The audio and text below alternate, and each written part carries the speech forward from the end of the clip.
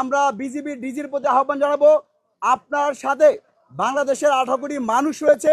আপনি দিল্লিতে যেন তাই এই বাংলাদেশে যে অবৈধ পুশিন হচ্ছে তার বিরুদ্ধে কথা বলবেন। আমরা একই সাথে সরকারের প্রতি আহ্বান জানাই, অবৈধ পুশিন যদি বন্ধ না হয় তাহলে ছাত্র অধিকার পরিষদ সীমান্তে লং মার্চ দিবে অথবা ভারতীয় হাই কমিশন ঘেরাও করবে। খুব সম্প্রতি সময় আমরা দেখতে পাচ্ছি বাংলাদেশের সীমান্তে বিএসএফ অবৈধভাবে যারা বাংলাদেশের নাগরিক নয় তাদেরকে সীমান্তে অবৈধভাবে পুশিং করা হচ্ছে।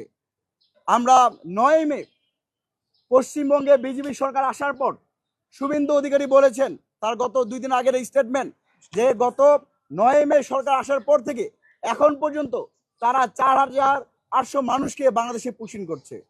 আমরা বিজেপিকে ধন্যবাদ জানাই, তারা বিএসএফ কে চোখে চোখ রেখে তারা কথা বলছে।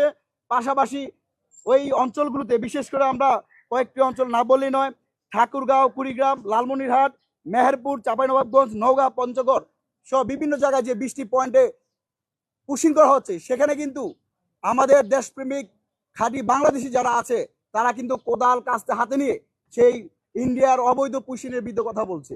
আরেকটা তথ্য আপনাদের দেই, যখন পশ্চিমবঙ্গে বিজেপি সরকার আসলো একই টাইমে বাংলাদেশে অবৈধভাবে পুশিং করা হচ্ছে। ঠিক সেই সময়টায় গত 8 জুন থেকে 11 জুন পর্যন্ত ভারতের দিল্লিতে বিএসএফ এবং বিজিবির ডিজি পর্যায়ে মহাপরিচালক পর্যায়ে মিটিং হচ্ছে। আমরা বিজিবি ডিজির প্রতি আহ্বান জানাবো, আপনার সাথে বাংলাদেশের 18 কোটি মানুষ রয়েছে।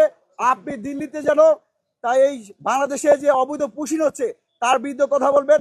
আমরা একই সাথে সরকারের প্রতি আহ্বান জানাই, অবৈধ পুশিং যদি বন্ধ না হয় তাহলে ছাত্র অধিকার পরিষদ সীমান্তে লং মার্চ দিবে অথবা ভারতীয় হাই কমিশন ঘেরাও করবে।